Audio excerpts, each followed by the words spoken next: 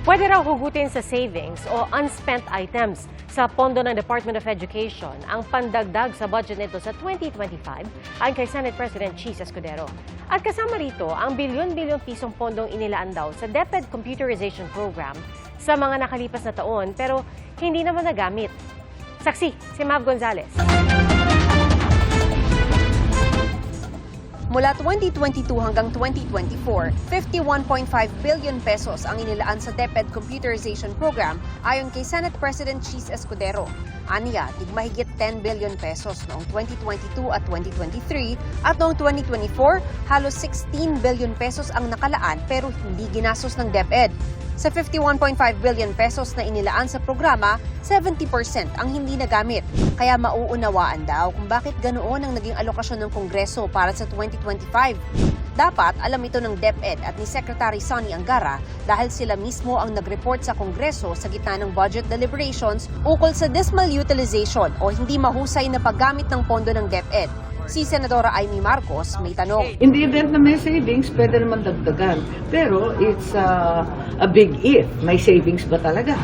Sa dinami-dami, sa limpak-limpak na salapin na linagay sa program, talaga bang sigurado tayo? Hindi tayo nakakasigurado.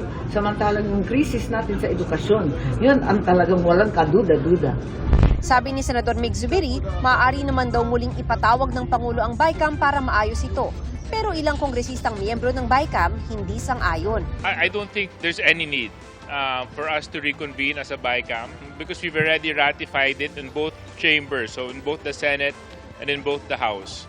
So we're very satisfied with the versions.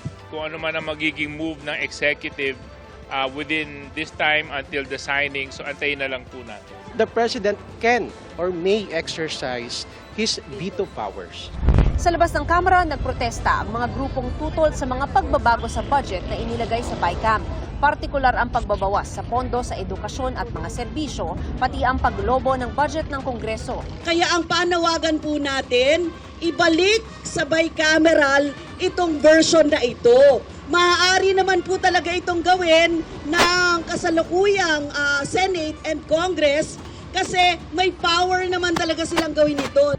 31.29 billion pesos ang pondong nakalaan para sa Kongreso sa ilalim ng panukalang budget na isinumite ng Budget Department noong Hulyo. Pero sa BICAM, lumobo ito sa mahigit 50 billion pesos. 17.3 billion pesos ang nadagdag sa Kamara habang 1.1 billion pesos sa Senado. Sinisikap namin kunan ng pahayag ang pamunuan ng Kamara at Senado kaugnay sa pagtaas ng budget ng Kongreso. Nakikita nyo, ang dami po natin pinagagawang mga bagong structures at saka buildings, like for example this People Center. And let's not also forget na patuloy din dumadami yung members of Congress. Hindi naman masabi ng ilang miyembro ng BICAM kung saan galing ang idinagdag na budget. I'm not privy to, although I'm in the BICAM, as where it was really taken, no? Pero when you look at the budget kasi, we also take particular interest in how we do it, balance ba? With all. I cannot pinpoint. I don't think it's from DepEd.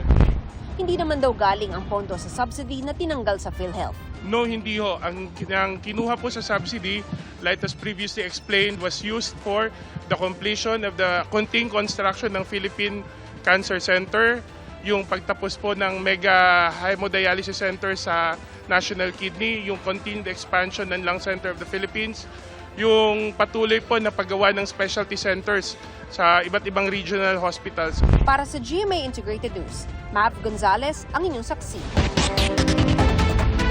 Bilang tugon naman sa pahayag ni Senate President Cheese Escudero, ayon sa DepEd, 32 billion pesos ang pondo para sa DepEd Computerization Program mula 2022 hanggang 2024. 28.5 billion pesos o 89% daw nito na obligate na o nakalaan ng ipambayad. Mga kapuso, naging isang ganap na bagyo ang low pressure area malapit sa Mindanao. Sa latest bulletin ng Pag-asa, nakataas ang signal number 1 sa Davao Oriental dahil sa bagyong Kerubin. Huling nakita ang sentro ng bagyong Kerubin sa layong 245 kilometers silangan ng General Santos City. At base sa forecast track ng Pag-asa, posible itong kumilos pa east-northeast palayo sa Davao Region at bahagya ring aakyat. Maaring humina rin yan bilang low pressure area na tatawirin ng Mindanao patungo sa bahagi ng Palawan. May tsansang magkaroon pa ng pagbabago kaya patuloy na umantabay po sa mga update.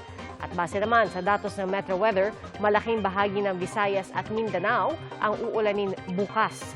May matitinding ulan na maaaring magpabaha o magpaguho sa lupa.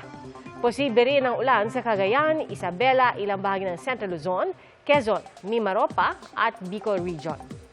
May chance rin po ng ulan sa Metro Manila, gaya po ng naranasan kaninang hapon sa ilang lungsod. Sa pagtatapos ng taon, tuloy na isasara ng Pilipinas ang pinto nito sa mga pogo, kaya maraming ari-arian ang mababakante.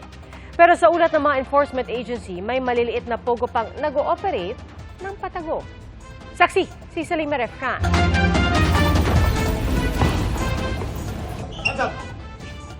Naka-online pa ang mga Chinese national na ito nang datna ng mga NBI agent sa Parañaque.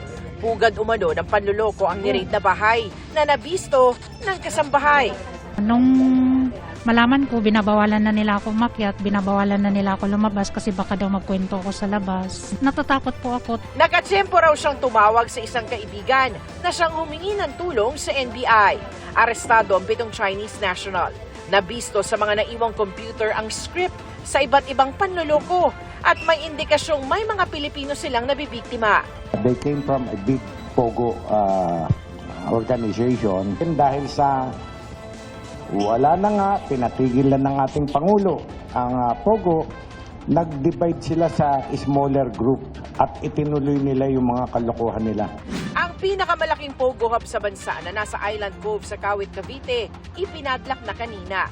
Itinayo ito sa ari-ariang ibinenta noong 2017 ng pamilya ni Interior Secretary John Vic Remulla. As of last month, wala nang kuryente yung mga buildings dito. Pinatay na.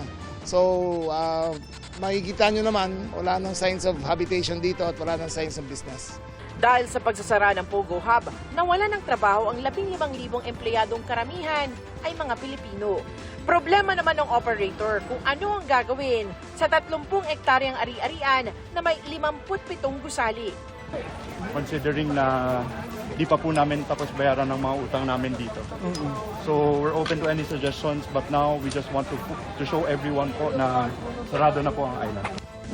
Ang malawak na compound ng pinasarang Pogo sa Bamban Tarlac, mistulan ng Ghost Town. Halos wala na ring naiwan sa Pogo Hub sa Porac, Pampanga, maliban sa mga pulis na nagbabantay at mga kambing na nanginginain ng damo. Selyado na ang mga work area, pati mga villa ng mga boss. Pero pinayagan kami pasukin ng isa sa mga dormitoryo. Magmula nung ni-raid ay hindi pa ito nakikita ng publiko. Katunayan, puno na nga ng agyo itong paligid. At kung titignan mo yung mga kwarto, makalat, magulo. Kasi ganito iniwan yung mga Pogo worker, yung kanilang mga dormitoryo, nang sila ay tumakas. Dito naman, sa may gilid na ito, medyo iba na yung amoy. Yan ay dahil may mga naiwan din pagkain na nabubulok na sa mga oras na ito. Sa taya ng real estate consultancy firm na Lee Chu Property Consultants, humigit kumulang 1 million square meters ng office space ang mababakante sa paglisa ng mga Pogo. Hindi pa kasama dyan ang maraming landlord na nagpaupa ng kanilang mga condo unit o residential property sa mga foreign Pogo workers. Para sa GMA Integrated News, ako si Salima Refran, ang inyong saksi. Mga kapuso, maging una sa saksi. Mag-subscribe sa GMA Integrated News sa YouTube para sa iba't ibang balita.